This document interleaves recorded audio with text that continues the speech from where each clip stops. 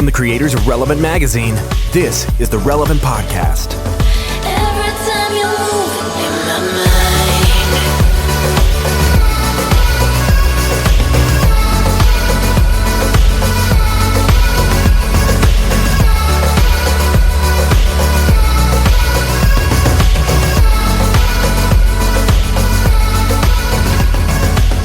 It's the week of Friday, September 29th, 2017, and it's the Relevant Podcast. I'm your host, Cameron Strang, and this week's show is brought to you by sponsors that will appear later. Normally, the sponsor thing goes right there, and it's weird to not say it. Joining me this week from Loverland, Virginia, Jesse Carey. Hello, hello. On the Skype line, sitting in for the whole show from Los Angeles, California, John Crist is joining us this week. I can't be from Loverland, dude. I guess I'm from the City of Angels. Yeah, that's right. From the City of Angels. Yeah. And over there on the ones and twos, our illustrious producer, my brother, Chandler Strang. Hello. This is a weird show. Eddie's off on assignment. Again, still in the hurricane pit that he dug. We can't get him out. Normally we would have Tyler or somebody else on. We were having internet difficulties. Yeah. And so we just said, get out of here. We're done with really? you. Dude, that's where you're going to tell everybody internet difficulties? You for sure fired that guy. Tyler's gone. Cameron, you know how exasperated I've been this morning at tech problems. It's been quite the morning. Okay, first of all, I need to paint the picture for everybody. This is the last episode we will be recording from my son's playroom. Tomorrow, we finally should, assuming they pass inspection today, move into our new studios in downtown Orlando. It's going to be great. A new era kicks off. We've been doing the last 3 or 4 episodes from my kids' playroom. This is the last one. I'm very glad. It has just exasperated technical problems. Like, we literally set up a makeshift studio on the toy chest, and then there's this is, if you could see a picture, I'll probably take a picture of this. This is crazy DIY. This is how much we love you people. We do what we can to get this stuff out. But Jesse in Virginia, Tyler in Nashville, us here, nothing but tech problems over the last couple of days, and especially this morning. Yeah, I had, and not to name drop, but I have to do it because of like the nature of how frustrated I was. I've been working on getting this interview and talking with Russell Brand. You guys know Russell Brand. Yeah. Never heard of him. He is the star of my favorite movie, Forgetting Sarah Marshall. Yeah, I mean, that's what the interview was about. It was a retrospective 10 years later. Forgetting Sarah. No, so I had been working forever because he's been saying some interesting things lately. And we get on and we start talking. And first off, the interview is delayed because of tech issues. And so he's in London. I'm here in Virginia. I'm talking to his manager who is somewhere else. And they connect us to this third party conference call line so that me and him can talk one-on-one. Right. And so we start talking and we're getting into it, and he launches. I don't want to give too much away because it's probably end up in give a little bit because it's the moment that it happens is significant. Okay, yeah. So we start talking, and I know that I want to talk. I mean, people who know Relevant know what we cover. So I know I want to talk to him about his perspective on faith. He starts telling me that he thinks the teachings of Jesus have never been more relevant. He's like, he's talking about how he's connected with them lately. He tells me how every day he's been saying the Lord's Prayer and reflecting on things. And then he says, part of the thing that has really attracted him to the Lord's Prayer is the idea of the afterlife and thy kingdom come and what it looks like to restore the kingdom of God on earth. Russell Brand is saying all this. Russell Brand is saying all this. So and he's getting really excited. And then all of a sudden you hear... What does it sound like when he's talking about Jesus like this? You'll find out in 1 sec. Because right when we're talking about this, you hear... Boop. Now joining the call is Lisa from WGBM Management. And then there's this long pause. And then she's like, hi. And we're like, and Russell goes, and who might Lisa from WGBM Management be? She's like, I'm waiting on the line. And we're like, there's something else kind of happening here. So anyway, she hangs up and he goes, all right, so where was I? Oh, the kingdom of God in Christianity. Hi, it's Ted from GB Media. So anyway, he hangs up and he goes, you know what, Jesse? I think everything in life happens for a reason. And I was probably getting too grandiose with my thoughts about Christianity and Jesus. And I'm like, oh, what are you talking about? This is gold, man. This is the kind of stuff we did. This is like the interview that we're only going to get. Right. Like Russell Brand talks about embracing the teachings. And now you're saying it's a sign from God that these people interrupted our conference call line and we got to reschedule the interview. It got me all frazzled, man. I don't know how I'm going to do this podcast today because I'm so frustrated by what just transpired. Oh, that's hilarious. So he jumps off, and then like, are you going to reschedule with him? Yeah, we're planning on rescheduling for tomorrow, but all I can say is I'm frazzled. The whole thing with Tyler, it's a whole frazzled thing. I just hope I can get in the rhythm of the show. I will say this, though, and Cameron, you're going to talk about what's coming up. What has me pretty jazzed is me and John were emailing earlier, and I was telling about the segment we have coming up. Name dropper, my goodness. Okay. And John, you, yeah, John Crist and Russell Brand in the same day. It's been a big day for me, too. That'd be huge. Because John, your reply to the email was, "This is literally my dream come true." It was. I couldn't tell if you're being sarcastic or if this segment that we have up is literally coming up. Is literally something you've thought about for a long time. For sure, my dream come true. Well, you said we have a couple people that are cracking jokes, and then we have one like dating expert. I was like, oh, That's I right. must be the dating. Am I the dating expert? So what we have coming up later on the show is Andy Mineo joins us. He has a new album out. He's in the current issue of Relevant. He's joining us on the podcast today, and then we have a live interactive call-in segment where we will give you relationship advice for your greatest, biggest, deepest questions. I mean, I'm an expert. I've watched a lot of Forgetting Sarah Marshall. And then Deb Fileta actually joins us. She's an actual counselor. She writes a lot for Relevant. She has a new book coming out called Choosing Marriage. She wrote True Love Dates. So there's going to be an expert and then us three knuckleheads, and actual people are going to call in. It's going to be a lot of fun. Oh, wait, I didn't know about this Christian rivalry. We got True Love Waits and now True Love Dates. Oh, yeah. That's right. Snap. That's right. So You can see what team we're on, too, by the way. John, do you consider yourself an expert on Christian dating, or are you going to use the opportunity to ask the True Love Dates author your personal question? I will interject before he answers this. If you watch him on Instagram stories, he does deem himself an expert in the relationship scope of topics. He's always given advice. I'm 33 years old. My longest relationship is a month and a half. But yeah, I am for sure an expert. It's about in your line of thinking, it's about quantity, not quality. Exactly. Well, yeah, people are like, "You're so afraid of commitment." I was like, "Dude, I literally had a snap streak with a girl that was 56 days. So don't talk to me about commitment, okay?" Well, John, your lifestyle too. You just told us that you're about to be on the road. How long you're going to leave tomorrow? How long is your next tour? Like, how long are you on the road for? I'm going out for like 45 days, man. Wow. Oh, how many shows is that? Or is that just like a lot of time at Cracker Barrel? Yeah, but it's probably 30, 35 shows or something like that. Wow. Are you coming to Catalyst? Are you going to Atlanta again? No, dude, I'm not coming to Catalyst, man. We booked some dates kind of over top of it, and they were like, "Come back," and then I was like, I can't really do it. What is your favorite? What city are you most looking forward to going? Or do you even look? Are you just like, just show up tomorrow and you're going to be in another hotel room? Do you even look ahead? Yeah, that's what somebody told me. Like, this is a problem I have dating, where some girl's like, "I can't believe you're coming to Omaha in February and you didn't even tell me." I was like, "Dude, I don't even know where I'm going next week. I have no idea that I'm coming to Omaha in February." I have a question. We are on Skype right now. I can see your room that you're in. Yeah. You can see the playroom I'm in. I can see the room you're in. There is over your left shoulder a wall of hats, a wide variety of hats, not just caps, but like fedoras and sombreros. Just hats. Sombreros. And they're nailed to the wall. Like, I mean, I'm telling you, it is like almost like a wallpaper of hats. Oh my goodness. And now he's moving the camera. It is floor to ceiling hats. Those are, if you, I don't know to what level you are a fan of mine, but all those are bits. All those are videos. The hats those are videos. So you're doing a little John Crist museum in your bedroom. Is that weird? I feel like, yeah, maybe. Well, you know what? I mean, some people call it a shrine. Some people call it a museum. So do you give, maybe after a date, you give a tour of the place? Let me show you. And this was from this video. That was from that video. Well, it's just like when I was a kid, we would have like a bunch of stuff for like we'd have literally a chest that would like dress up. You know what I'm saying? Where we have like a bunch of we'd have cowboy hats and suspenders and athletic jerseys and all kind of stuff. And we would always play like TV shows when I was a kid. So now, whenever I want to do a bit, I'm just like, oh, I got all kind of like I got a stack of probably 50 like Christian t-shirts.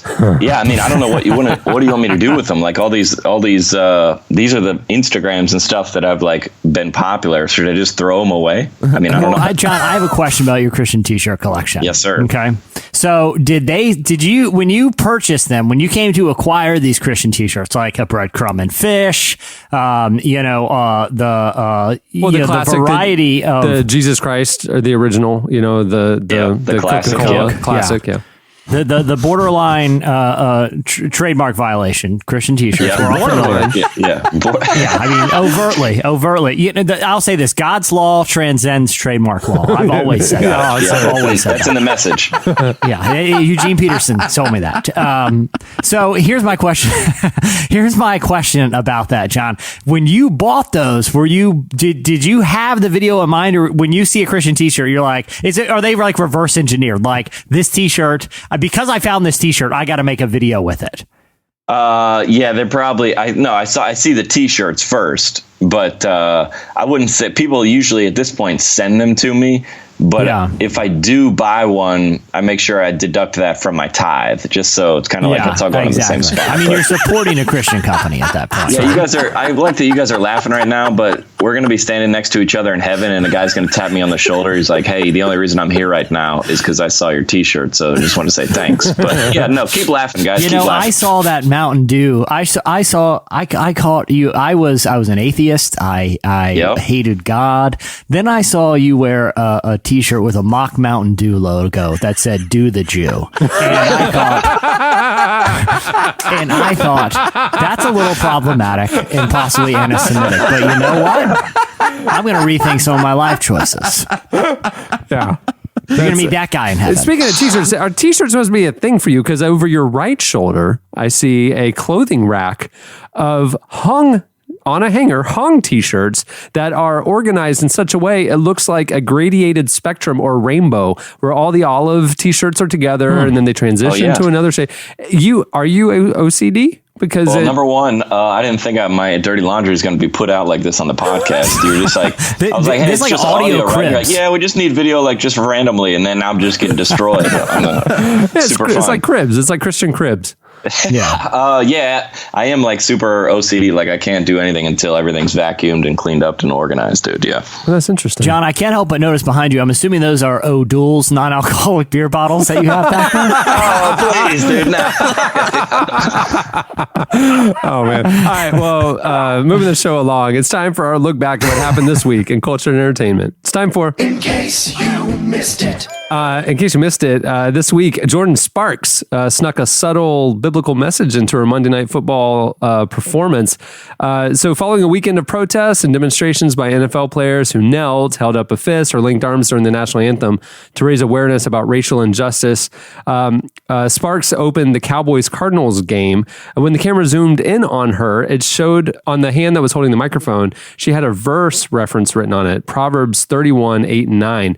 The verse reads, "Speak up for those who cannot speak for themselves, for the rights of all who are destitute. Speak up and judge fairly. Defend the rights of the poor and needy."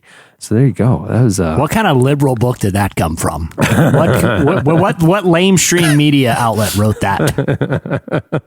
Throwing a little Jesus shade there at the national anthem. In case you missed it, big news this week. This is huge. This is a big one. I mean, everyone's talking about it. Chip and Joanna Gaines announced that the fifth season of their show, Fixer Upper, will be their last.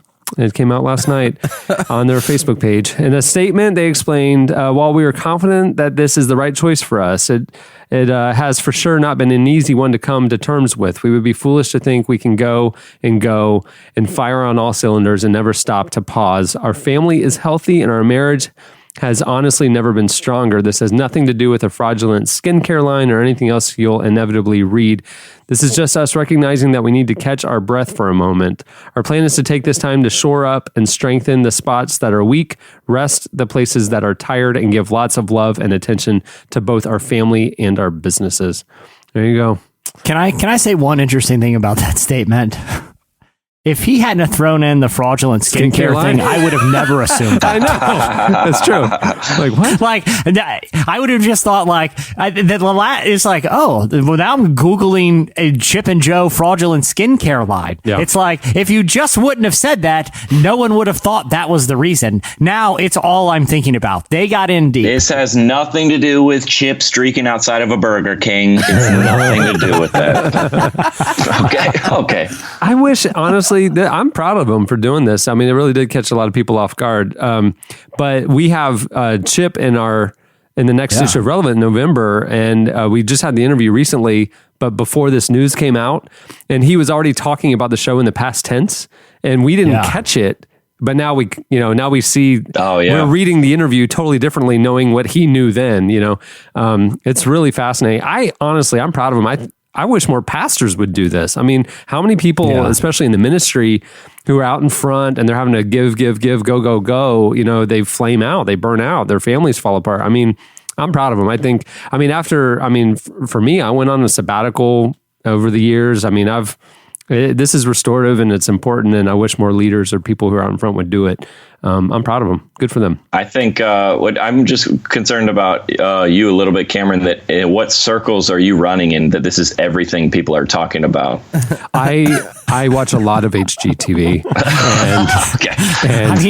You're talking like 27 hours a week. Yeah, at least. He's into it. You're in deep, man. You're in deep. I'm on all the blogs. I have the Google alerts.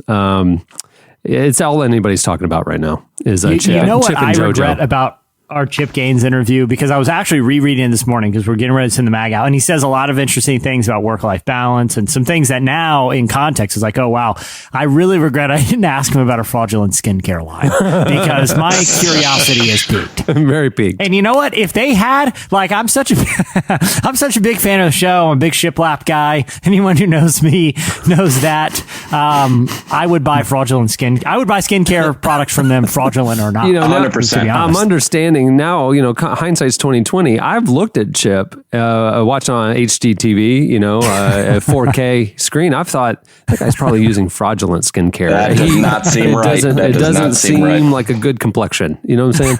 I don't know if this is not a topic that you guys have ever discussed. Well, it probably is, but can we get some, how like NFL has like power rankings? We need like Christian celebrity power rankings. That's right. Dude, it honestly just came out. We reported in the last issue of the magazine, somebody did a national survey of the most popular Christian celebrities, and the number one most popular Christian celebrity in America was Chip Gaines. Yeah, 100%. That guy's the man, dude. He's a man's man. He loves his wife. He's a great father. I just can't get over the fraudulent. I feel like it's like when a pastor steps down, they're like, we just want to let you know it wasn't an affair. Everyone's thinking it's definitely an affair. He definitely had you wouldn't have said that. You wouldn't have said it if you weren't. I just thought he needed a break. That's it. I wouldn't have thought it unless you put it there. Well, now we want to know more. Hey, in case you missed it this week, Chance the Rapper talked worship, prayer, and church on The Late Show with Stephen Colbert. We got called out on Twitter. Chance came out this week and said, tomorrow, tonight, tune in. I'm going to be on Colbert with a new song. And we got called out on Twitter. A lot of people saying, if I was a betting man, my money would be on the fact that this Stephen Colbert, Chance the Rapper mashup would appear on the Relevant podcast this week. So guess what? Yeah, you got us. So what? It's important. But here's the thing. I was going to pull it from the lineup until I listened to the clip, and I'm like, there's no way we don't play this. So when he went on The Late Show, he performed a new song, it's untitled, with Daniel Caesar. But then he also discussed faith, growing up in the church, and the power of singing. Here is a clip. Can I ask you about your relationship to your faith and the church growing up? You said that singing is praying twice. What do you mean by that? It's always great to pray. And when you worship in song, there's just, you're able to do it with much more fervor, or at least I am. I think I thought I sounded poetic when I said it, and now when you're asking me about it, I'm like, I don't know. It was dumb. To me, it means the words have their own meaning, but the expression of your heart comes through in the sound in ways that the words cannot capture. The same way that the parables of Christ tell a story that cannot be told, or a lesson that cannot be told in any other way, the sound of the song speaks in a way that words can't reach. Come on, Colbert. That's what it meant to me. That's why we're friends. You're right, Twitter. We should have played that. This isn't good at all. I still do go to church. Do you still go? Is your grandmother still with us? Yes, my grandmother is still with us. She calls me a lot, and I always try and pick up and have some fun little conversation. But yeah, we all still go to church. Do you have a favorite hymn when you go to church? Something that you'd like to actually transform yourself into, put a beat to or something like that? Yeah, I love all. My favorite, my favorite hymn is "This Is the Day." I don't know that one. This is the day. This is actually I have a better arrangement. The Lord has made that one. The Lord. This is the day that the Lord has made. Yeah. This is the day. This is the day that the Lord has made. I will rejoice, and be glad in it. That's my arrangement of it. There you go. Oh yeah, how would we not play that? What kind of magazine that covers the intersection of faith and culture will we be if we don't have a late night host preaching a mini sermon and Chance the Rapper rearranging one of the most famous Christian songs of all time? The only thing that would have made that clip more us is if Chance had a breadcrumb and fish t-shirt on. And we had Russell Brand talking about a newfound appreciation for Jesus. That would have been great. Hey, in case you missed it, this week, George Clooney wrote a prayer for America. The actor and activist penned a brief but poignant prayer for the United States for the site The Daily Beast.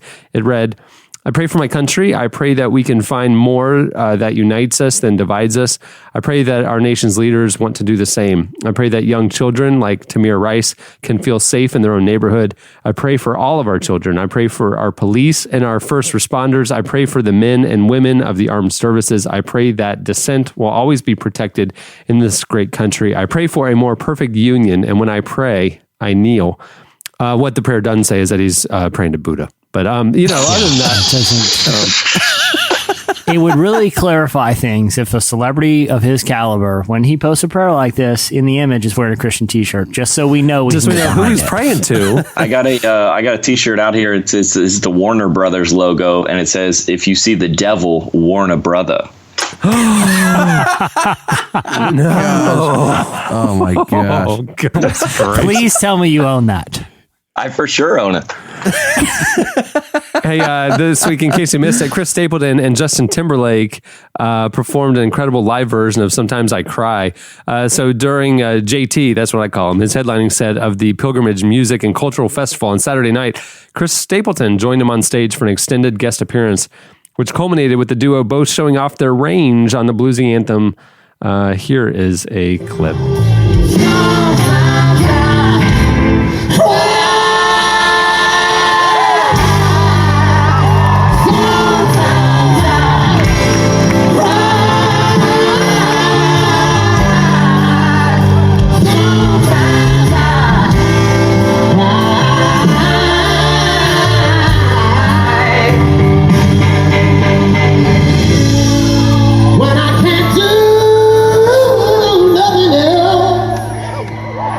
That was for the ladies.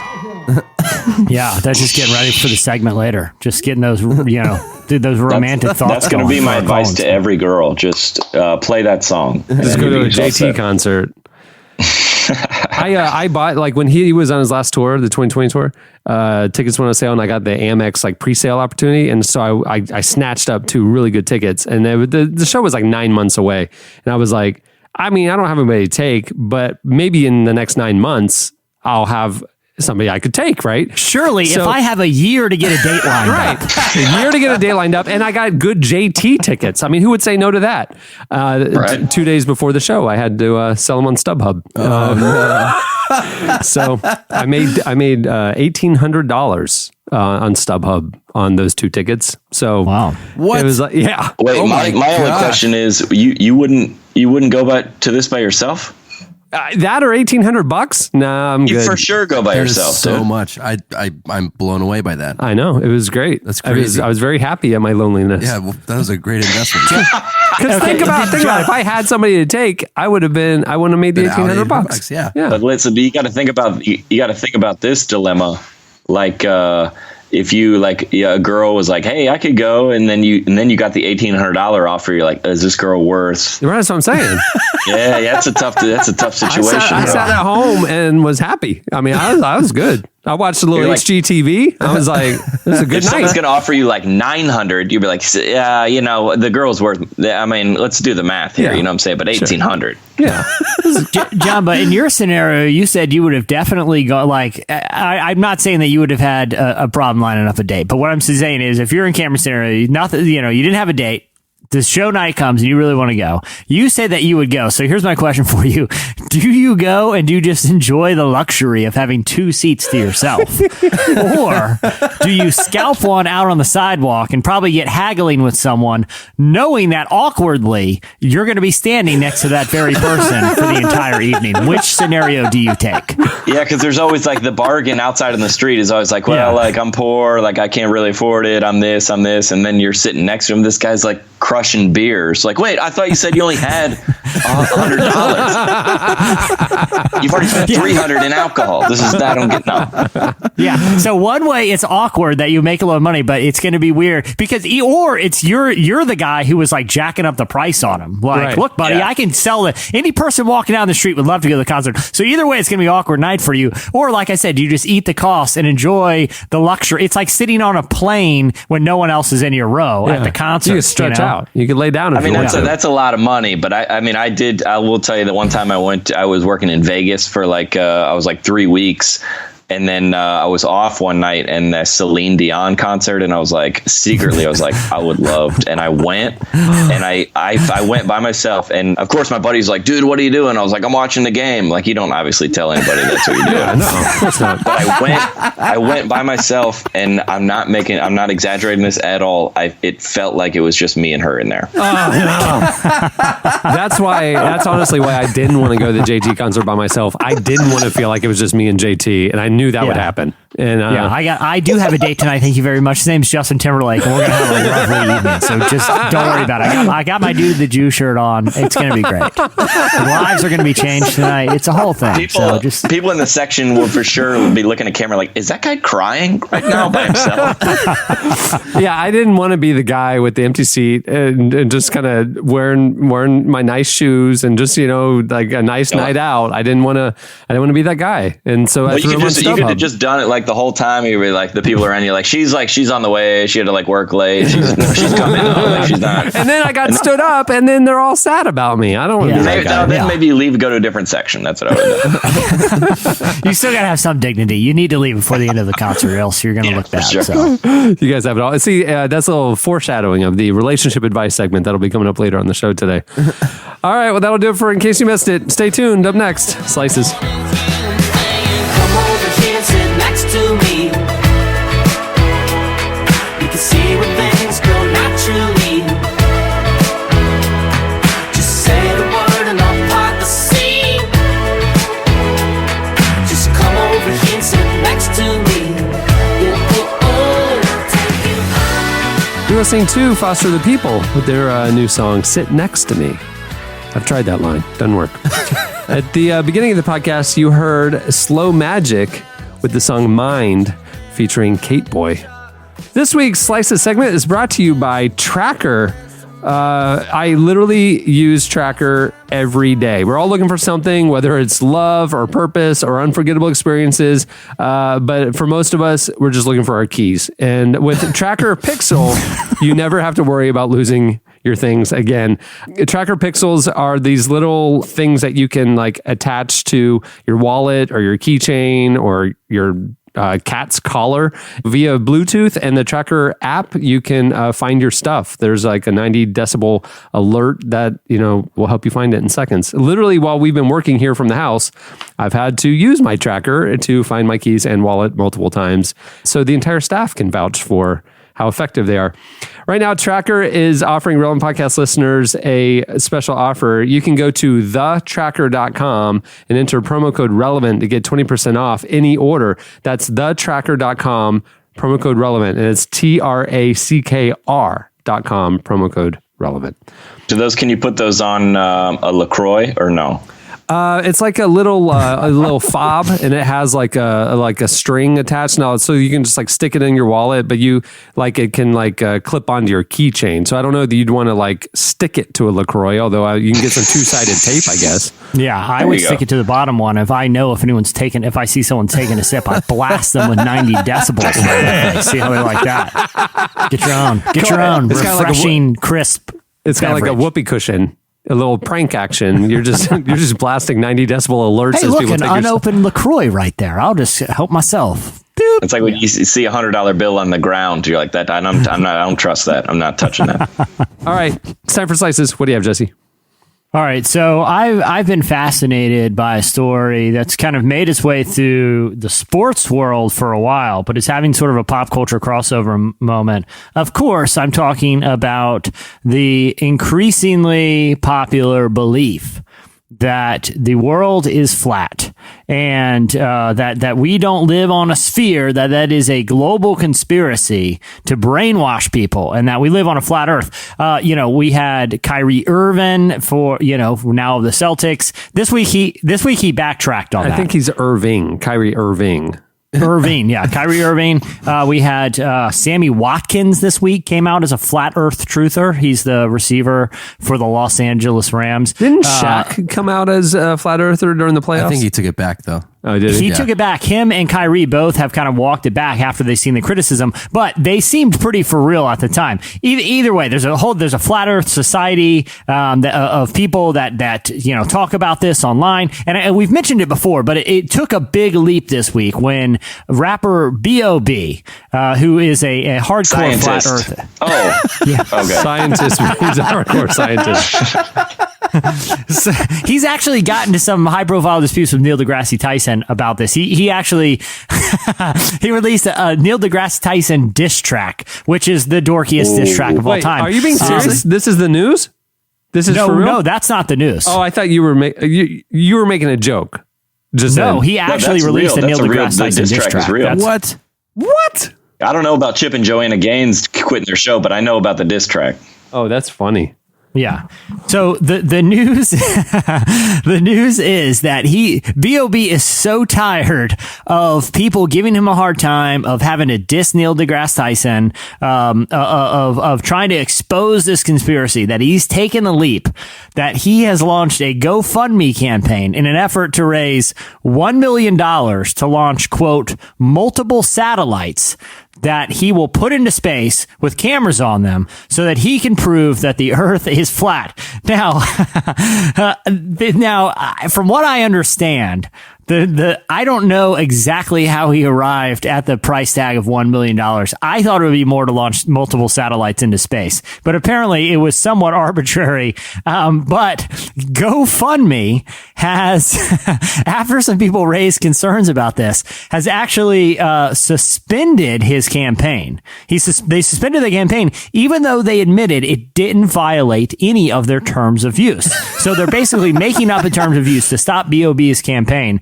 It's not that big a deal right now because it's only raised a few $100s. But I think this is a huge mistake on GoFundMe's part because it only furthers the conspiracy. It only furthers see, this is how afraid the global elites are that GoFundMe's shutting down my campaign. You're not to blow the lid off this flat earth thing. I say, let the campaign go. If he takes the $1 million, if B.O.B. takes the $1 million and just rides off into the sunset, and he doesn't spend a dime on global satellites, then you're a sucker for giving it to him in the first place. In my mind, that's money well spent if you need that proven. But GoFundMe has done nothing at this point but to heighten the global conspiracy that they're trying to hide something. I say, let him shoot the satellites into space. Let people donate the $1 million. I'm actually kind of curious if he can pull it off. Hold on, I'm fascinated by this. This is, if people don't know who scientist B.O.B. is, this is what he's best known for, is this dissertation. Living in this on my son, and so I lost more than I had ever won, and honestly I ended up with none. Yo, check it. I'm B.O.B. laying down the track, here to tell y'all that the earth is really flat. That's the worst rap I've ever heard. Hey, What? John, Dude, hey, can I just say this? I'm convinced. What satellite can he launch for $1 million? I mean, I think satellites are like, like 50 million a launch sort of a thing. It's clear that he arbitrarily landed on $1 million for the campaign. I just appreciate that people started giving him the money, and because some people are like, he's just going to take this money and do nothing with it. And I say, you know what? Good for B.O.B. If this has been a long con, if this has been like years ago, he's like, I got this plan. I'm going to become a high profile flat Earth advocate. I'm going to release a diss track for Neil deGrasse Tyson. And in like 5 years from now, I'm going to be so deep into this that people are going to give me $1 million to launch satellites. I'm just going to keep it.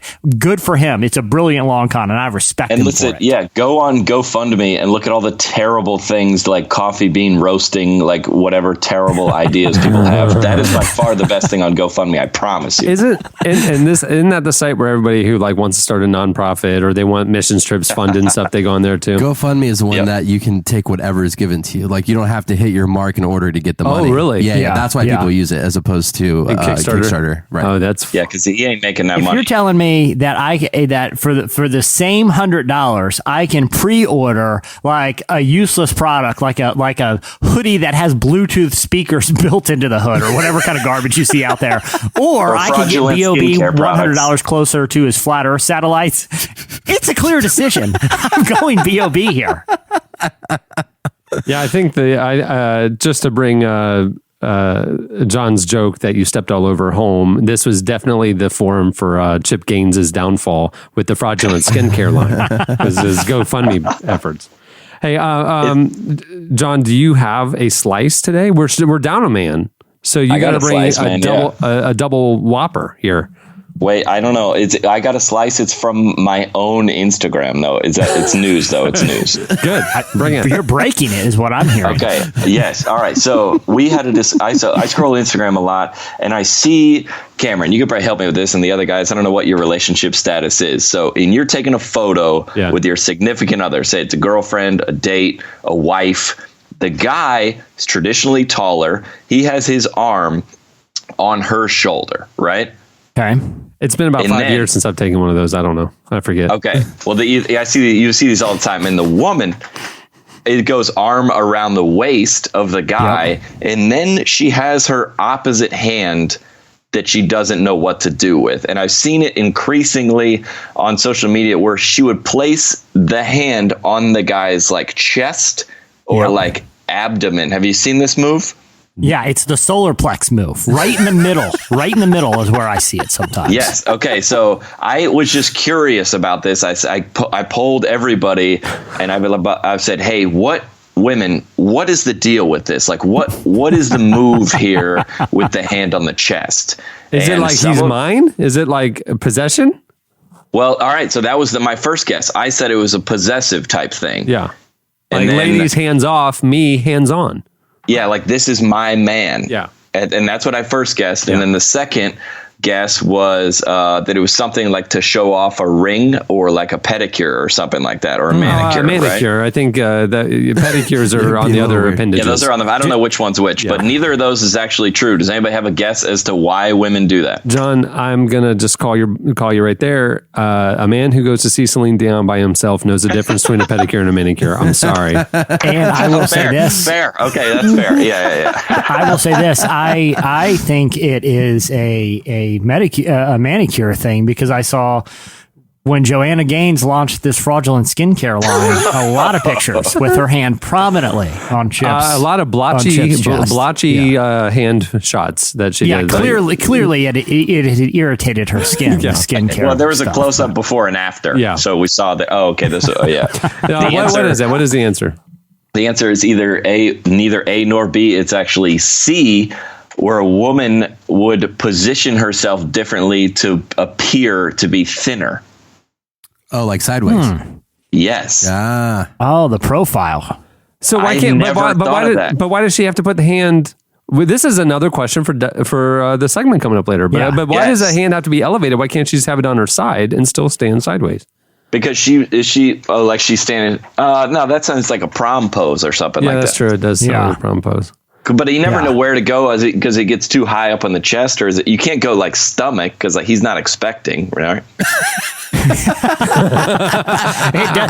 At that point, you're going to pregnancy announcement picture, you know, a dual gender swap thing. I mean, maybe if you just left Chipotle or something, but yeah, you wouldn't do the stomach, I don't think. Little food baby. The other most awkward couple pose, and I think this is a Christian culture thing. I'm sure there's been people who have noted it before, is the hover hands hug, where this is where you see a guy, and maybe these are like he's been friend zoned by a couple girls, but they want to take a picture with him, and he's got his arm around them, but he's leaving a good 2 inches of just air between him and their back. You guys have seen the that. back, not like the shoulders, but like behind. Yeah, you don't see it in the picture. But yeah, Sometimes he's you definitely do. not touching the back. He's just kind of like, it's here, but I'm not My question is, if you're going hover hands, why not just have the hands at your side? Well, because, I don't know. Yeah, that's true. Hey, you got to put it on what authority are you speaking, Jesse? I don't know. How are you seeing this? But okay, my thing is, if you're going to have your hands, let's say you have a friend who is of the opposite gender, and you want to take a picture, you know, we had a great church service tonight or whatever. Why put your hand around them if you're gonna leave it like 2 inches of nothing between it? At that point, there's no point in it. Like you're not displaying any sort of affection. Just put your hand awkwardly at your side, because what you're doing with the hover hand is way more awkward. I haven't done that with the opposite gender. I've done it with when guys like John Crist come through the office and we take a picture real quick. You stand in, you cluster, and then the arms are behind the guys. You don't want to like put it in the small of their back, so you just got a hover hand. Yeah, I usually do it with other guys. Otherwise, you're looking just like we're just standing there looking like we're on the cover of a Weezer CD. Like, what are we doing? That's true. John, next time you come to the office, here's what's going to happen. Cameron is going to unawkwardly put his arm around you and touch you like an actual human being does. And 2, you are going to put your hand on his stomach, and it's going to be a lovely portrait. And John, you're going to look pretty thin in it too. So. I like that. I got to shape myself correctly. I like it. All right. Well, you know, that's a non-traditional slices segment. I like it. It's a little news from Jesse and a little Instagram observation from John Crist. Okay, it's a scientific poll from John. It's a poll. Yeah. Do you? Okay, John. I actually have noticed that in your Instagram stories, you will vent about quirky things or things that frustrate you, usually from your car while you're driving. Yeah, no, that's not true. Okay, parked. Yeah. I feel like you're parked and then you're not parked and then maybe you're parked again. I feel like I see some movement. I don't know. Okay, so like let's say for example, I'm sitting like right here, like doing an Instagram story. It's like, okay, this was like official. He like sat down, he has notes, he's like presenting a thing. But if you're in your car or walking, it's like, oh, he just randomly like thought about this. It's not like a thing, you know what I'm saying? So the least formal of the setting, the better off it's going to be. Well, the other thing that I think is interesting about when you go on your Instagram story runs is you got the time limit on Instagram stories. And so like you're doing like a part 1, part 2, part 3 there, which reminds me of Twitter. Like when people would go on the longer, runs on Twitter, it'd be like 1 of 2, 1 of 3, 1 of 4, or 2 of 3. Now, obviously big news this week. Twitter just went to 280 characters. What are y'all's thoughts? It's already there? Wait, it did? It's already done? I mean, they rolled it out globally, and they've pretty much said, this is what we're going to do. I mean, I read that they were doing that. I didn't know it had already happened. So wait, hold on, pause. So, Cameron, in case you missed it, you covered all that other stuff and not Twitter? This is the most important thing. I would just say this. I didn't write in case you missed it. I'm just the messenger of in case you missed it. And it just dawned on me right now that this changes my entire this life. Is your slice. Yeah. This is my slice. Well, Hey, by the way, Twitter's going 280 characters into my slice. Well, the great thing about it was Jack Dorsey, the head of Twitter's announcement. And he was like, I'm so proud of our team of engineers who have finally figured out a solution to the problems everyone's been facing. I'm like, they took your team of engineers to figure this out? Like literally just allowing more characters. Also, I think it totally ruins Twitter. I do too. It turns into Facebook posts now. I mean, it's exactly. I think the having to craft your message, the brevity of it was part of the beauty of the platform. And now when people can be verbose and just stick extra unnecessary words in it, I just think it won't be as sharp as it used to be. It's a bummer. I saw a couple retweets of Jack Dorsey's statement, which he released in 280 character, in a 280 character tweet, and they easily edited it down. Oh, I saw that. The I saw that. Yeah, fantastic. Count to 140 characters, and it was sharper and better written as 140 characters. The edited version would have been a better tweet. When I saw the news, I was like, oh, TLDR, this is 300 characters. Almost 300 characters. I don't have time for this. I barely have time to read an entire tweet as it is. I just look for keywords, and that's how I learn my news. So this ruins everything. I think say what you want about Vine, but some of those early Vines were fantastic, man. Oh, unbelievable. I mean, literally, it's an art form to craft the humor in 6 seconds. Right. And it's an art form to communicate effectively in 140 characters. I don't think I've seen a Viner since Vine ended that's actually funny, like in long form videos. Yeah. Okay, John, what was your favorite? Can you recall your favorite Vine of all time? I know mine. Oh, man. I've said so many. There's one kid. His name is Regal Joe. I mean, it's not going to make any sense when I say it back to you, but he's just like this punk. He's like, the problem with Vine is that my buddy was big on Vine. He said all the creators were like in their getting up to like their mid 30s, but the audience was all high school kids. So like, when you come into homeroom late and it's a dude like that's 40. It's like, why are you making this joke? My favorite was the clip of the funeral where the pastor throws the dove, and the dove. Oh yes. Hilarious, he releases the dove and it falls to its death, and there's a thud and somebody groans as it hits, and it's the perfectly timed 6-second clip. And I'm just going, this is masterful, because if you've seen the longer clip on YouTube, it's not nearly as funny. No. Because right when the joke is ended, it's literally loops and starts right back up again. Right. I've thought personally about that clip probably more than anything ever on the internet. And I don't know if I talked about this before, but did the pastor who had the dove in his hand, did it die in his hand? Right? I want to know at what point the dove died.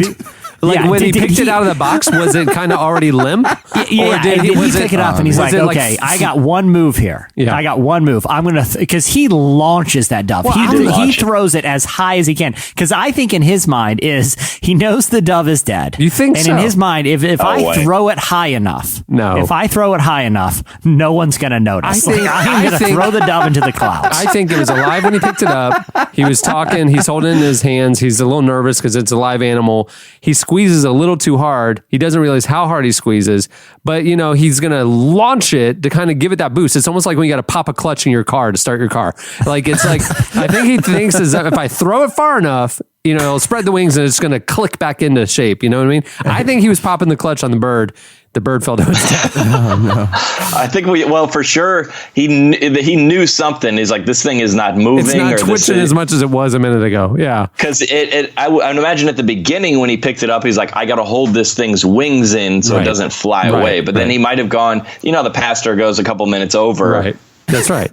He's like, maybe I think we lost our window. I think he squeezed the lungs a little too hard, trying to just, Oh, no. I agree. No, my theory is he picked the dead bird up out of the box and was like, I'm already in this deep. They know the dove is coming. The family has requested this. I got one move, and that is to throw it, and hopefully it disappears. I throw it so high that it disappears from sight. And by the time, before it comes tumbling back to earth, everyone will once again be looking at me and not know that it was dead. That's how good my arm is. And he just over-trusted his arm. It did not leave the visual sight. Like this dove. For then will I fly away and be at rest. Like this dove. For then will I fly away and be at rest. So that's and it just loops in 6 seconds. It's perfection. And there's no way he knows it's dead. You can see it in his hand. One of the wings is fluttering or something. What do you think? Do you think I've watched the progression of social media, and I am fascinated by the ones that this one kind of rises and now this one falls, and this one's the king now, and this one they're all moving. Or I think that watching all of the sites develop, I think is fascinating. I think, they Twitter killed Vine, which was a brevity thing. And now Twitter is swelling, they're in financial, dire straits, as much as it's in the news with the president and everything, it hasn't figured out a way to really make money. And so, they're grasping at straws right now. I mean, I just don't think this is what people want from the platform, to be honest with you. They're trying to just turn it into Facebook. I don't know. I don't like it. Do you think this is this is our last ditch to save it? Yeah, I do. I think it is. I mean, they're trying other stuff with the live streaming of football games and things like that, but it's just almost like they're just throwing noodles on the wall right now. It's like, it's a sad thing to see. All right, well, that'll do it for Slices. Stay tuned. Up next, Andy Mineo joins us. So New York City gotta keep it Mickey Mantle, the bubble jacket with the periwinkle camo, from Argentina, it's a military issue, and Lloyd said don't mix the pitbull with the shit, so don't do it. I just threw it off the backboard. Game winner, I'm the one they asked for. Magic, Bird, magic, bird, magic, bird, magic, bird, magic, bird, magic, bird. magic. You're listening to our next guest. It's Andy Mineo in Words Played. The song is Dunk Contest. Magic Bird is from their new EP, Magic and Bird. This week's feature interview is brought to you by Blue Apron. Blue Apron is the #1 fresh ingredient and recipe delivery service in the country. Their mission is to make incredible home cooking accessible to everyone. Blue Apron achieves it by supporting a more sustainable food system, setting the highest standards for ingredients, and building a community of home chefs. Blue Apron ships the exact amount of each ingredient required for a recipe, and they're reducing food waste, and it's cost effective. Those who spend a lot on restaurants or at high-end grocery chains can now spend under $10 a person for a delicious meal with high-quality ingredients. Some of the featured upcoming Blue Apron meals include summer vegetable and egg paninis with Calabrian chili mayonnaise and caprese salad. Soy glazed pork and rice cakes with bok choy and marinated green beans, skillet vegetable chili with cornmeal and cheddar drop biscuits, and even garlic butter shrimp and corn with green bean salad and roasted purple tomatoes. I'm telling you. Cameron, can I tell you something about Blue Apron? Please tell me. You know me. People know my cooking, my dietary habits. The anticipation and excitement in my house right now. I have a calendar right now, and it has September 29th on it right now. I'm getting updates from Blue Apron on my meals that are on the way. Can I tell you what's coming right now that I'm like, our family's already we were going to go out Friday night. Okay. Because Friday night, that's what you do. Go out to dinner. Can I tell you what we have coming that, like I said, the excitement, the anticipation in my house is through the roof right now. I'm looking at a link of what's in the mail. Spiced rub steaks with basmati rice. I don't even know what kind of rice that is, but it sounds unbelievable. Basmati rice. Okay, hold on. Summer squash, figs, some kind of garlic sauce. Okay, that's the thing. Let me tell you this too. You guys are clowning me right now. But let me tell you this. Not only am I getting that, if you order the family plan, which Dana and I are getting and we're stoked about, ginger chicken burger. So there's steak and chicken burgers in the same meal. Cancel our plans Friday night. It's Blue Apron night at the house. Pretty stoked about this. That's awesome. For a limited time, it started on September 4th. Blue Apron's going to be delivering recipes inspired by the winning dishes on MasterChef. You can tune in to MasterChef on Fox every Wednesday at 8, 7 Central. I do. I actually DVR MasterChef. And then starting back on August 24th, you can visit Blue Apron every Thursday to see and select the winning recipes to cook in your own home. Visit blueapron.com/relevant to get your first 3 meals for free. Blue Apron, a better way to cook. Rapper Andy Mineo recently released a new mixtape with words played called Magic and Bird, which is somewhat of a playful thematic departure for the artist. When we talked to Andy, we talked about his own very serious creative and spiritual crisis that led to him going in a more lighthearted direction with this album and rediscover the fun side of making new music. We have a feature with him in the new issue of Relevant. You should go check it out. You can get the issue at relevantmagazine.com. You can also get it at all the Barnes & Nobles nationwide. Here is part of our interview with Andy Mineo. The first, the last, I got the moves like Jack. I'm cursed with swag, ain't nothing worse than that. That hurt, that tax, they try and take like half. Y'all TSA, get your hand up out of my bag. Look, my dad. All right, So, Andy, I feel like the temptation for someone like you is to just go into the studio and record 100 versions of You Can't Stop Me. How do you balance your desire to do something fresh while also make sure you're giving fans what they've responded to well in the past? There's a temptation sometimes when you're creating to, if you see something that works, to keep poking at what works. But I've never been about just trying to do what works. I've been about trying to authentically express how I feel and where I am, and what I'm inspired by. And I think the temptation as an artist, especially as an artist, starts to get some age in the game. And, there's always like the excitement of what's new and what's next and what's around the corner, that the temptation is to do what works and stop being brave creatively. Because being brave, it's like innovators. I feel like this. I wrote this when I was trying to write Uncomfortable, because I had to write like a little sticky note on my notepad that said, innovators are wrong until they're right. Like a Seth Godin quote. And then to say, like, don't be afraid to fail, because, like, don't be afraid to try things and fail. Because I know you could go and try to make a bunch of You Can't Stop Me's and see that it worked, and,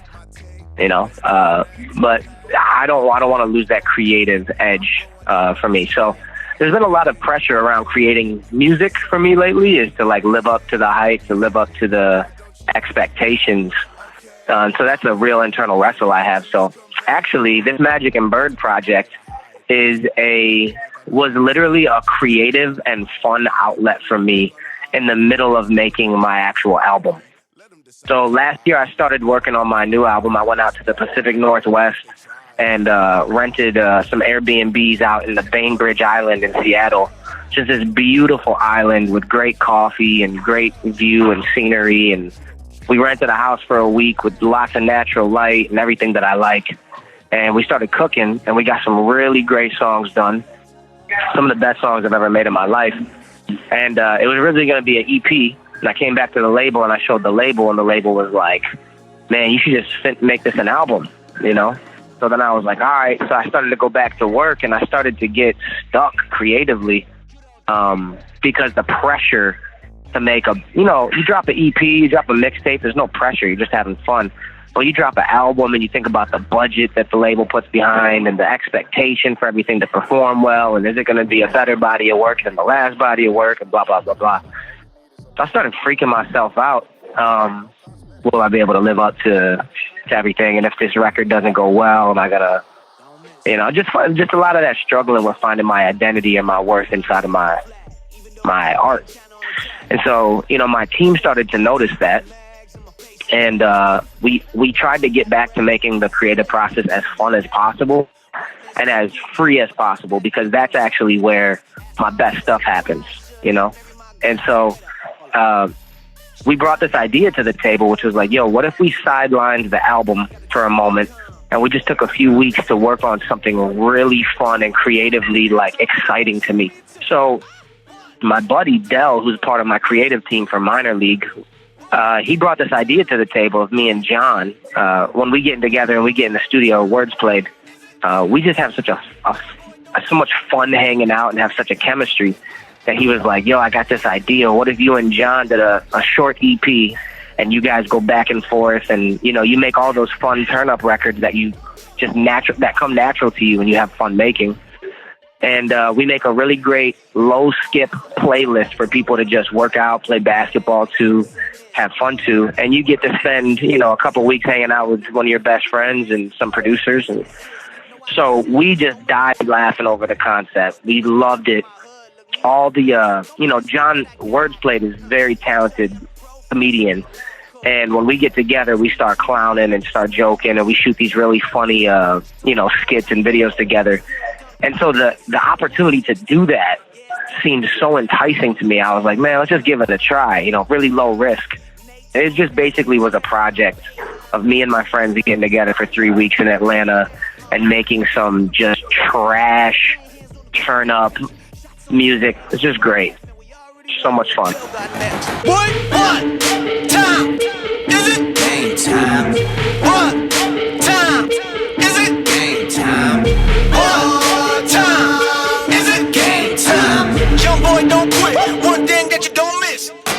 So obviously, anxiety, depression, emotional, mental issues are very common. Yeah. What's not common is to talk about it, but that's something that you've done. You've opened up about some of the issues you've had with that. When did you first start to realize that that the things you were experiencing weren't just you being in a bad mood, but there was actually a real scientific name for what you were experiencing?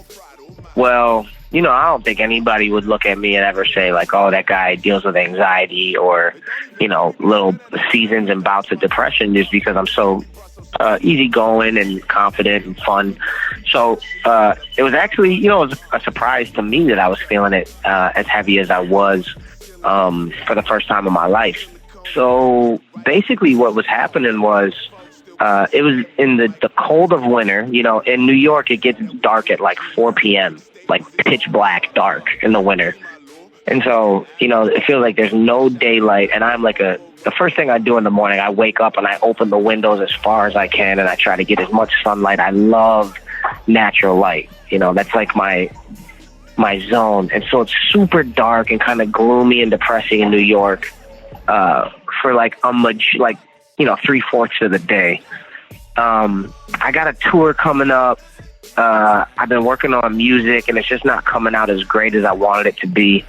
At that season of my life, I was supposed to go out, like it was the first time I hadn't gone out on tour in like 4 or 5 years in the fall. I had a whole tour planned and the whole thing fell through for a ton of reasons that were outside of my hands. But the whole tour fell through, and so I'm sitting home, you know, on Instagram and on social media, and I'm watching all of my other friends out killing it on tour. You know, my last record, Uncomfortable, I was really unhappy with it when I put it out. It wasn't where I wanted it to be. I didn't feel like it lived up to what I was capable of. But because of the management I had and the label demands to put out a new record, you know, I basically rushed to finish it. And it didn't get the TLC that it needed. And I felt like I lost a lot of steam and momentum when that record wasn't as great as I knew it could be. And, you know, from that point on, I just got super self-conscious about my art. I don't think I had ever really felt like I had taken an L. Like I felt like I had continued to grow creatively and artistically. And that record felt like a failure to me. And so from that point onward, man, I really became more self-conscious of my art and what people think of me and a lot of that stuff. I started comparing myself to people, and it was just a really funky headspace. And I knew it was deeper than just not feeling good, because I had a moment where I snapped and I felt like I was trapped inside of my head. I felt like I was going crazy. And my heart rate was pumping through my chest, and it's the only way to describe it is I felt like I wanted to die. Like that's the only way that you could really escape the terrible feeling of stress and anxiety. And you know, it's not that I was suicidal or wanted to kill myself. It was just that feeling like the only way to make this crazy feeling go away was to die, you know? And that's when I knew something was wrong. And it sucked because the next day I had to leave to go do a show. I fly out and I do the show, and I'm with all my friends, and I had a moment where I realized, dang, you know, I don't really get to travel and be with my friends as much as I used to. And so that feeling of sadness started to overtake me about not being with them a lot. Even though I was with them then, it was a reminder of how I don't get to be with them a lot. I came home and I had the next morning, and my wife had breakfast made, and we sat down at breakfast, and out of nowhere, I just start crying, and I can't stop. And I'm like trying to hold back. It just really weird things were happening. I was like, why am I crying? I don't even understand it. And, you know, so I started doing some research on it and just finding out like the way your body deals with stress sometimes is to cry, is to let out that stuff so that you can, you know, deal with all the things that are going on internally. It's a body's natural coping mechanism. Just felt anxious and stressed, and we would have friends over, and in the middle of all of us hanging out, I would feel like I would slip inside to my head and be almost like a fly on the wall, watching everybody in the room, but wasn't really like even attached or present to where I was at the time. It was just one of scariest, craziest 3-4 days I've ever felt. And, I think through that I realized a lot of things, like my personal health and my emotional health and my spiritual health needed an immunity boost, like a recharge, because you don't realize that if you just go day by day neglecting little important things, that starts to become the trend of your life, and it compounds. It builds up over time, and you don't spend time with those friends. You always neglect them. All of a sudden, a year passes, and you haven't talked to your best friend. And when you need them, it's like an awkward thing. You go day after day after day of not spending time in prayer or time with God, and it just starts to add up. And all of a sudden, you feel like you're miles away from Him. Same thing with your physical health, all those things.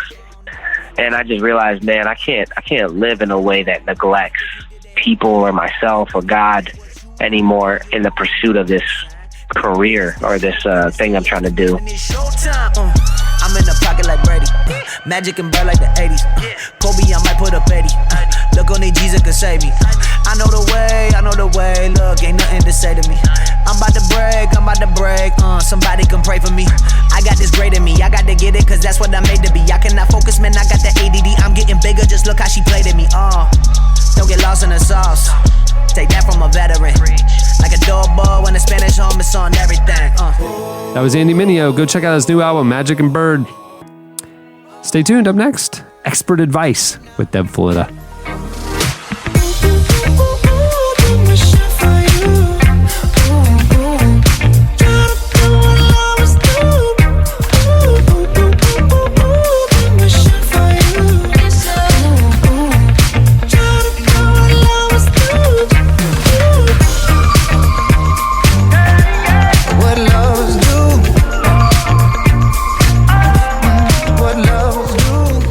You're listening to, for the first time ever on the podcast, Maroon 5 with the song What Lovers Do. It's featuring SZA, which is perfect for this segment that's coming up next.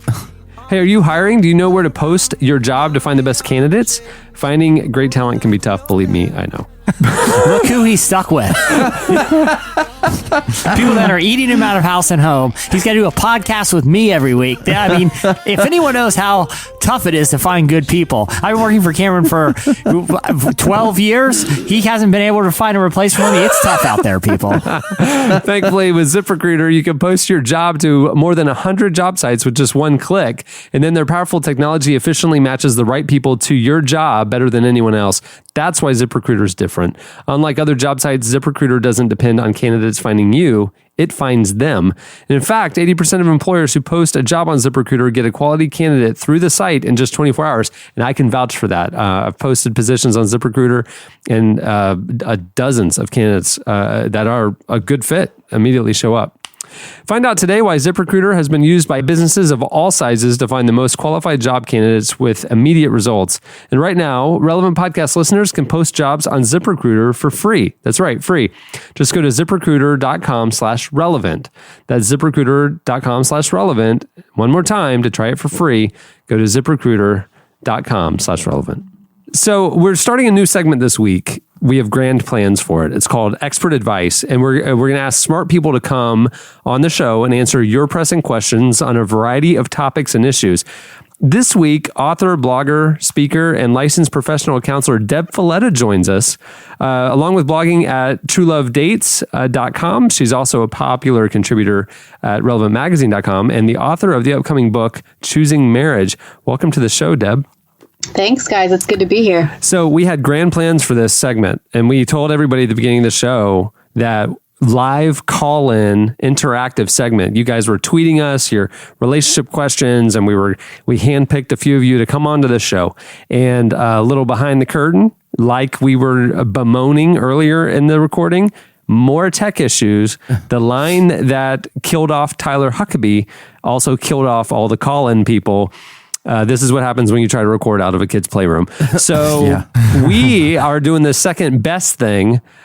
Jesse is going to, in the voice of the asker, going to ask the question that was sent in. And then I think we might even cap it off with a couple of John Crist exclusives. So that's right. Jesse, take it away. Okay, and I should preface this that I'm assuming everyone that asks questions is male and British because that's the only fake voice I can do. That's the only voice you can do, yeah. Silvio asks. Seriously, the person's name is Silvio? Silvio asks, what do you do when you're in love with someone who lives overseas? That was like a conflation of like 7 accents, and it was pretty impressive. But either way, Silvio, Deb wants to know, there's the love of his life is overseas. What should he do to foster this love without letting it fizzle because of distance? Yeah, that's a tough question. Well, John and I, my husband, John, we were long distance for the majority of our dating relationship. Basically, like 2 weeks before we got married, he came and stayed with my family for 2 weeks. But that was like the longest stretch of uninterrupted time we'd spent together. So long distance relationships can be done, but they definitely take work, time, investment. And I always say you've got to make it a point to bring relationships into real life. So if you're going to invest in a long-term relationship, in a long-distance relationship, I think it's really important to also realize it's going to be an investment of a lot of emotional energy to communicate and make it a point and a priority, but also a financial investment because you're going to have to buy plane tickets and make it a point to see each other regularly so that your relationship can progress into something significant. I have a tip, Jesse. This is a real life example. We have a long distance relationship. That's right, we do. And literally 2 days ago, I bought a robot for Jesse. There's this robot where the head is an iPad, and Jesse will be able to Skype his face in and control the robot from Virginia and roll it around the office so he can just sidle up and talk to us. I think Arrested Development had this robot. This is a real robot. Yeah. A surrogate. A robot surrogate. I literally bought it 2 days ago. It's being shipped right now. Wow. Our new office, Jesse, this is how we're doing our long distance relationship. She said invest in it. I invested in a robot. Yep. Exactly. Can the robot hug? And it's kind of like a long stick with 2 wheels on the bottom with an iPad head. You can get around it. You'll figure out a way. We did, Jesse, we were talking about how we need to kind of dress it up, give it a personality, like it could wear different, attire. For different Deb, events. I'm glad you asked that question because I've actually, Cameron, surprise, happy, merry early Christmas. I've been fabricating arms for this robot so that I can give many people in the office hugs. It's so good. People probably think I'm kidding. I really did buy a Jesse robot. Yeah, it's true. We actually pictures. talked a lot about it. Yeah. We're going to have to see pictures of this one. John Crist, you're on the road a lot. Do you have any advice for Sergio? I do relationships exclusively long distance. I don't know why people are like, I don't know who's advocating for these in-person relationships because if you can text, like I'm the man on the internet, you know what I'm saying? I can put my best face forward, and if you send me a text, I can think of a witty response, give me a minute and a half. I got nothing in person. I fall apart. The great thing, Silvio, I don't know anything about Silvio other than he's in a relationship with someone overseas. But the strategy for all of these things is great, especially if Silvio ends up ever going to prison. I don't think he's thinking about that, but that could work too. They could sustain a relationship through a robot. So a lot of bases covered, Silvio. It also seems like from the voice that he was depicted in that he might need some scraps of bread off your table if you got a second. All right, Jesse, what's the next question? This is from Lig, L-I-J. I don't know nothing about Lig, but they have a problem in their household. Wait. When does J make a G sound? You said whatever voice, and this is one that doesn't know how to pronounce. Lish.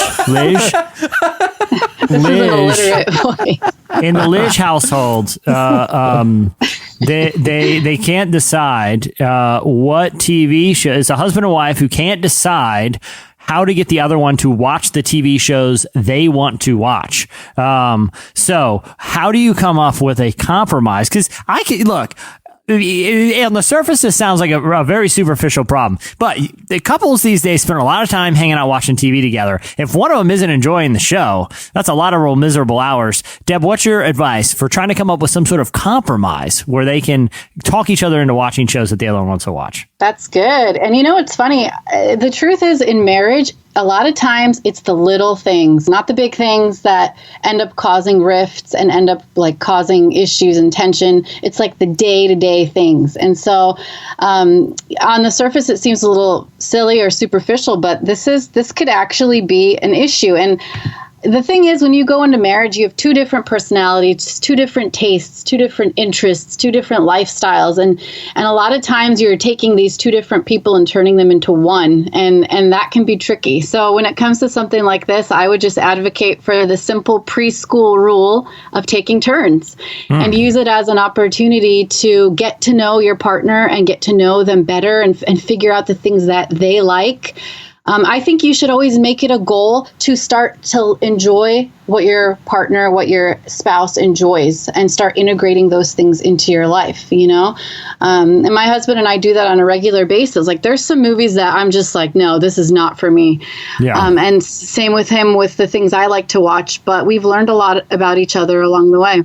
We're going to need examples. Specific examples. You know, he likes superhero movies. I'm just really not into those kind of things. I'm the serious one. He's like the laid back, funny one. So you can imagine the difference. I like depressing dramas, and he likes hilarious, funny, like break from reality kind of things. So we've really had to take turns and also find things down the middle that we both enjoy and watch together. Speaking of down the middle, I kind of go the Solomon route on this. I kind of say like the way you find a middle ground is neither of you can have a show that you like. You both have to watch shows that you both dislike. It's only HGTV and the Fast and the Furious movies. I was going to say, when you said the Solomon route, I was thinking you cut them right down the middle. So in Deb's scenario, you watch the first half of a superhero movie and the second half of your more serious one.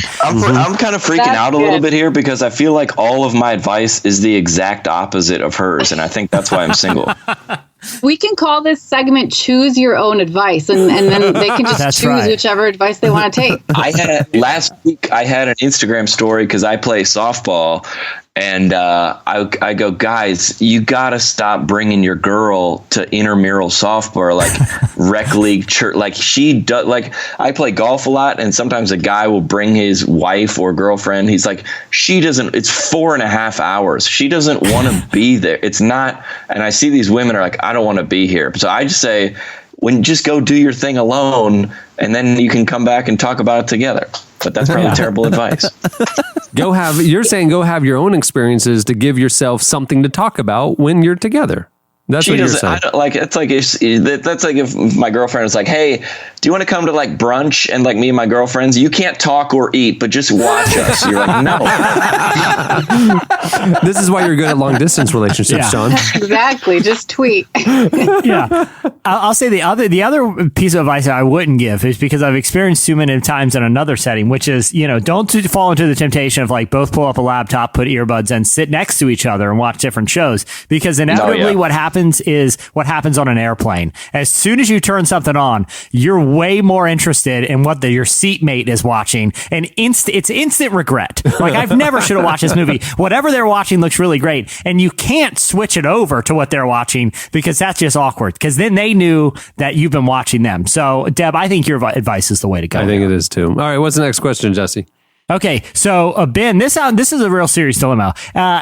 He wants to know, how do you tell someone? I'm presuming it's Ben's wife. He doesn't specify, but how do you tell someone that the thought of having children actually gives him night terrors? He's so afraid of having kids one day that he's waking up in the night freaking out about it, but he hasn't told what I'm presuming is his wife about this problem. Yeah. What's your advice for him? It could be his wife. It could be his girlfriend, maybe his fiance, and they're thinking ahead of like the prospect of getting married and, the hard conversations that you have to have.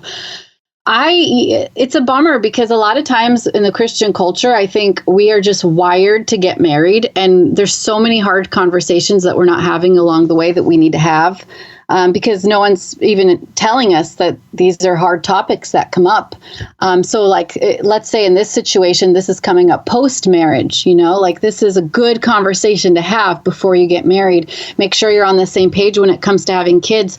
And the truth is, who is really ready for children? I mean, I think it's almost like I kind of see having kids as you're standing at the edge of a cliff and you've got to like jump. So you're either going to jump and you're going to be terrified, or someone's going to just have to push you. It's one of those really hard decisions.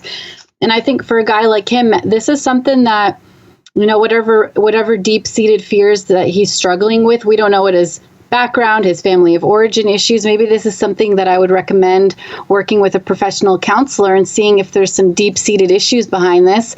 And this is definitely a conversation to have with the fiance if you're thinking about getting married, or his wife. Oh, I don't have any pithy bad advice to add to that. That's actually really good. I mean, I've seen kids, so I understand the terror. You've seen kids. Yeah, it's not easy. It's true. It is not easy. I can't speak to the kid aspect of his question, but you're talking to a guy who's intimately familiar with night terrors. And let me say this. Just, really cut back on your amount of time you're sleeping. Try to do a lot in the day, because I'm talking full out screaming. I mean, real deal night terrors. Nothing to do with children. I don't know what to tell you there, pal. But probably listen to Deb on that one. But don't eat spicy food before bed. I found that helps. Yeah. So we've covered a couple from our listeners. But John, when we talked about this segment, you also said you might have a couple of questions for Deb. Do you want to use this opportunity to ask your questions? And listen, you can ask Cameron or I too. Yeah. But Deb is here for most all of my answers needs. Revolve around purchasing robots, but other than that. I mean, okay, so first question, Deb, let's say my favorite artist is coming to town 9 months away. Okay. I have 2 tickets and I don't have a date. What should I do between now and then 9 months to secure a date? And if I didn't have one, am I a failure? And this may or may not have happened to Cameron, and he mentioned it on this very podcast. Because first I want to hear your solution, Deb, and then we'll tell you what Cameron really did. You have 9 months to get a date. That's a good amount of time. It is a good amount of time. It's very curious. That's an insignificant. That's like almost a year. You would think that's the case. All right, here's my real question. Here's my legitimate question. Let's say, again, this sounds very immature for my age, but this is the land I live in. Let's say I meet a girl out somewhere. Let's say at a party or at volleyball or at church or whatever. When is it too soon to hit her with the Instagram follow? Because like I don't want to do it then, stalker. But I don't want to wait 3 days to follow her. Yeah, I'm curious what Deb has to say. When do I hit me and my roommate were talking. I was like, well, I don't want to. It was like, but then it was like 2 a.m. and I was like, well, I can't follow her now. No, you can't. I have a question. So when you met her, you guys kind of clicked. She's cool, whatever. But you didn't like ask her number or anything. This is just literally like we met. I know your name, and then like later, like, oh yeah, I meant to follow you. Sort of, you connect online, sort of thing. But you didn't get a number or anything. You don't ask for a phone number. You just ask somebody else like what her last name is, so you can look her up on the internet. Right. Okay, right. And then you'll end up talking on Instagram and stuff like that. And then eventually it'll turn into a number. Okay, I got you. So you're asking Deb, how quickly is it not creepy to then follow her, even though you only just met and have her first name? Yeah, and it could be anywhere on the internet. Do you like Facebook friend the person immediately when you get home? What would you do? I think the average girl would tell you that the faster you make your intentions known, the better. Oh, so you can even be talking to her right there and follow her in that moment on Instagram, and I don't think she's going to mind. When it comes to that kind of thing, like social media is almost like the safe wall that people like to hide behind these days. I think it's different if you're like asking her out immediately, you don't really know her. That might send weird vibes to somebody, but these days following you on Instagram, Twitter, Facebook, Snapchat, I don't think that, the sooner the better. You just do it. You make your intentions known. I physically follow her back to the car? That might cause some issues. Okay, but I do agree with you, John, that you shouldn't have done it at 2 a.m. Like, I think you need to be doing normal waking hours, not like creepy midnight stuff. Hey, but if you're awake at 2 a.m., If that's who you are, though, don't you want her to know you're the kind of guy who's browsing Instagram at 2 a.m.? Just be yourself, John. Oh, wow. Thank you. This is the best advice I've heard all day. Just be yourself. Yeah. Okay. This is actually a serious question. Okay. Let's say you meet a girl, you're chatting, you get her phone number, you're texting, maybe you've met somewhere, you've met for, so at what point is a breakup / I don't want to do this anymore / I'm not interested conversation necessary? Like for me, if I was like texting with a girl and then she stops responding, doesn't answer my calls, I get it. I'm like, okay, she's not interested, but women are apparently not that way. Uh-huh. So this is a frequent problem. So this is someone that you haven't actually went on a date with. This is just like you've been chit-chatting, texting, that kind of thing. The kids call it talking. You've gone out. Yeah, the kids call it talking. Let's say we've gone out to coffee twice. Got it. And you're like, just like, you decide you feel like this isn't going anywhere on your side. I'm not into it for whatever reason. Is it a conversation that needs to be had or no? Well, I think it depends on the amount of time and the commitment level. Like if you've been just talking to this one girl and you're like honing in on her for a couple weeks and then all of a sudden you're like, this isn't working. I think it's important to explain like, hey, it's been really great getting to know you. I just don't feel like this isn't the right fit for me, and just be open about it. Because honestly, from what I'm hearing from Christian singles, there is a lot of hurt that's happening because of the lack of communication. And it's not even the I'm not into this anymore that's hurtful. It's the all of a sudden like this person just disappears. And that leaves more questions in someone's mind than just being blunt and telling them what's going on. And do not use the God excuse, like, oh yeah, God, I just feel like God is telling me this isn't the right thing. God is calling me to whatever, because a lot of times that ends up putting a wedge between people and God, when we blame God for our relationship issues. So that's what not to do. John, I can tell you what I do to avoid that awkward situation is this. I avoid it altogether. I don't talk to anybody, and I just sit at home every night and watch HGTV marathons. With your robot. With my robot. And Jesse, I'm cracking jokes with Jesse, and we're watching HGTV together. Yeah, so. I'll say this, John. I'm a non-confrontational type of person, and I used to just, change my phone number. But I'll tell you what works for me. What works for me is burner phones. You can purchase them cheap. Oh, there you go. You can purchase them cheap. When you're done, you just throw it right in the garbage and Jesse, the problem that I found with those though is when you're carrying on conversations with 4 or 5 different people, you got to carry around all those phones. It's bulky in the pocket. I have a lot of shady business dealings that require multiple burner phones, so I can keep up with it pretty well. But it's someone I raced home from the volleyball game. I Instagrammed them immediately. Children give me night terrors. Great game, and it just didn't work out. I understand. So I could sit here all day. Deb, you need to have a podcast. Like you have great advice, and I would listen to you. That's so awesome. Helping people through their problems. I would listen to that. Absolutely. That's amazing. Thanks for coming on today. Thanks for being part of the debut segment of Expert Advice. We have a high threshold now that we have to maintain. This is a lot of fun. Thanks for coming on the show. Thanks, Deb. Thank you guys. Thanks for having me. Remember, you can check out Deb at truelovedates.com, and her new book is coming out soon. It's called Choosing Marriage. Stay tuned. Up next, your feedback. A mother kisses son on top his forehead. A bond is reignited right before bed. A new sensation make you feel so pure. A creative mind is such a thing to blow. Oh no, 24 hours open. I know. 4 in the morning. Are you alone? 24 hours open, I know. I'll be coming over. You're listening to Knox Fortune. The song is 24 Hours, which is how long it's taken us to record this podcast. Well, it's time for your feedback. Last week, we got talking about, what was the example about this science thing? What was the study they were doing?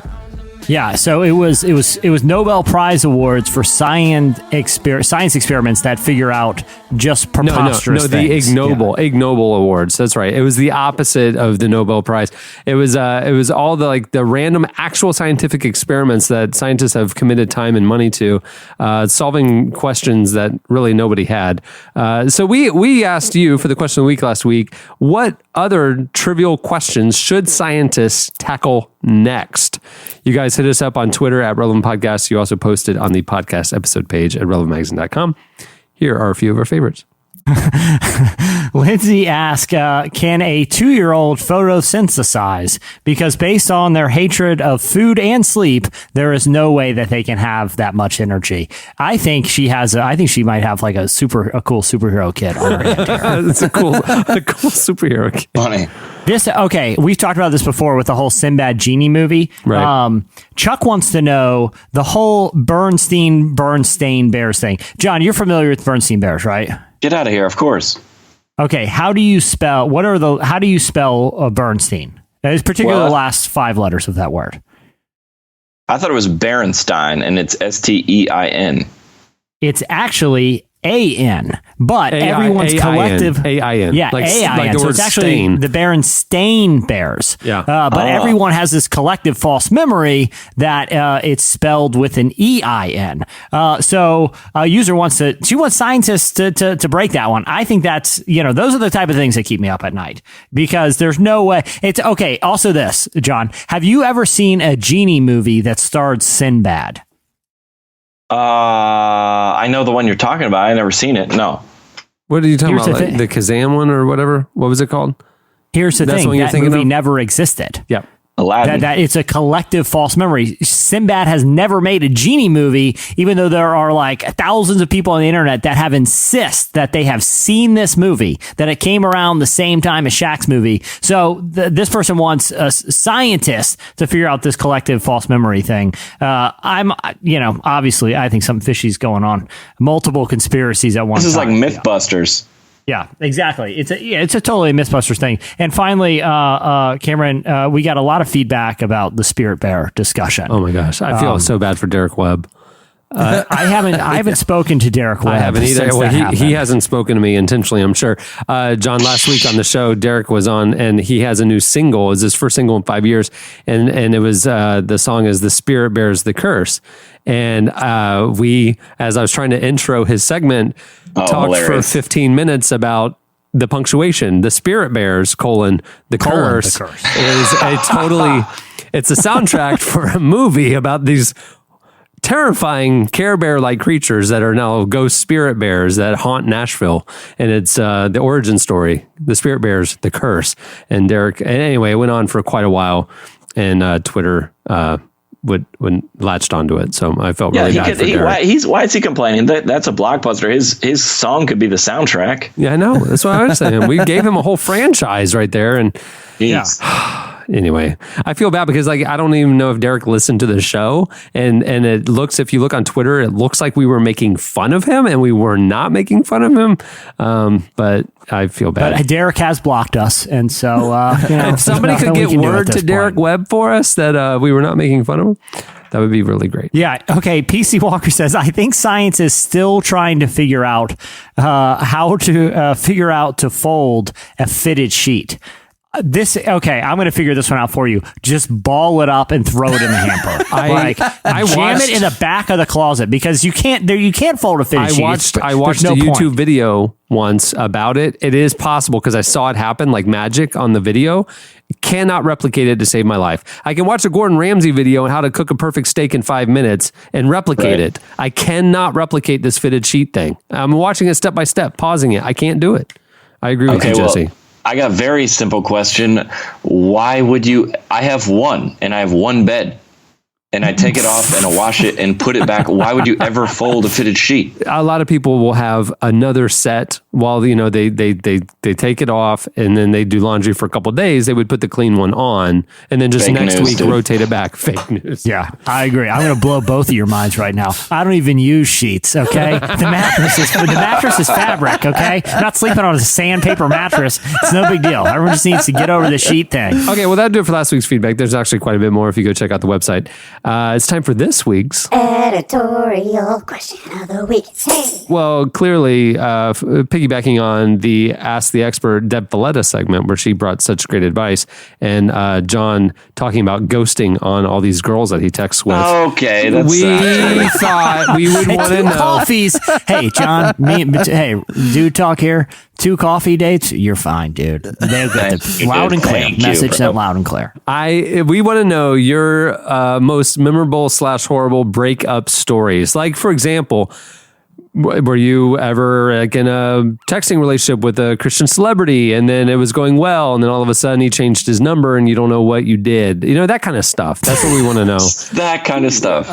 Hit us up on Twitter at Relevant Podcast, or you could post your more in-depth hurtful stories on the podcast episode page at relevantmagazine.com. Look, it's not John's fault. It's coffee, okay? I could have coffee with my neighbor. He's not going to get the wrong idea here. It's not John. Right. You're fine on this one, man. John, when you don't have a clean break and say have to confront it, do you just kind of limp along? Like in 4 months from now, she might still send you a text, and you just kind of like it just naturally. You hope it just resolves that way, or no? Okay, well, this is the only reason this conversation came up is because I'm not going to tell you her name, but we were chatting, it was going well, and then then the text would be like the next morning, oh hey, sorry I wasn't around my phone, sorry I missed you.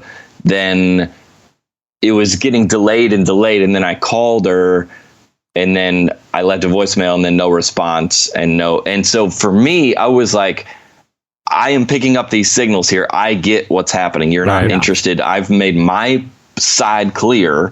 Sure. I would rather not have a conversation. Hey, John, I just want to let you know I appreciate your calls and texts. I'm not interested in you. I don't need that call. Sure. I get it. Right. Yeah. Right. Because right after that happened, you saw that Kate Upton had started dating Jason Verlander, and you're just like, okay, I get it, loud and clear. That makes sense. She was talking to him. Yeah, I get it. Yeah. Okay, so there you go. So that'll be next week's question of the week. Hey, many thanks to this week's sponsors for making this episode possible. Remember, you can go to thetracker.com. That's TRACKR.com. Enter promo code RELEVANT to get 20% off any Tracker Pixel order. Also, thanks to Blue Apron. You can visit blueapron.com/relevant to get your first 3 meals for free. And thanks also to ZipRecruiter. You can go to ziprecruiter.com/relevant to post jobs for free today. Thanks also to our guests, Andy Mineo. You can follow him on Twitter at Andy Mineo. His album Magic and Bird is out now. And thanks also to Deb Fileta. Jesse, get on this. I really think there needs to be a Deb Fileta podcast somewhere. Yeah, I agree. Let's totally Relevant agree, Podcast Network. We got a bunch of new shows coming up this fall. We needed to talk Deb into that. That was good. Hey, and thanks also to John for sitting in. 1 John Crist is better than 2 Tyler Huckabees any day of the week. So, snap. John, what's going on next? You're going on tour tomorrow, 45 days. People can go to johnbchrist.com or johnchrist.com. Cool, dude. Not even close. JohnChristComedy.com. Hey, you're like John B. Crist on one of them, aren't you?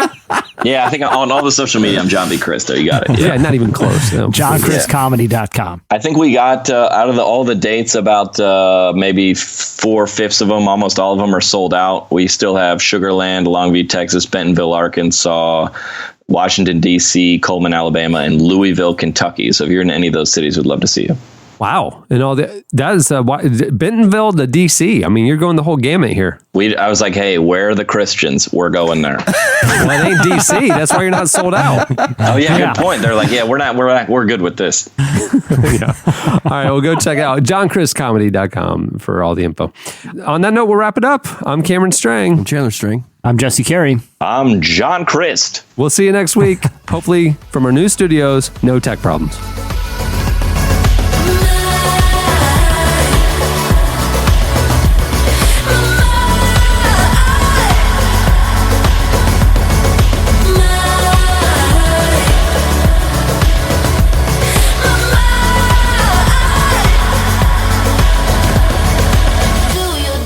for listening to the Relevant Podcast.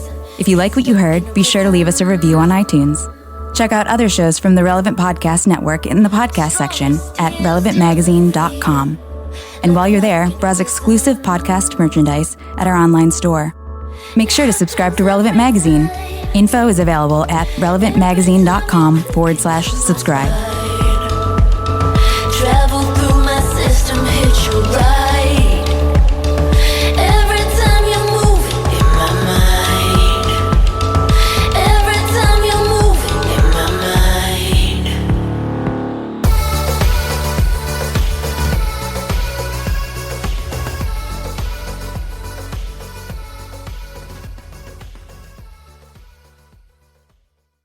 You're talking to a guy who's intimately familiar with night terrors.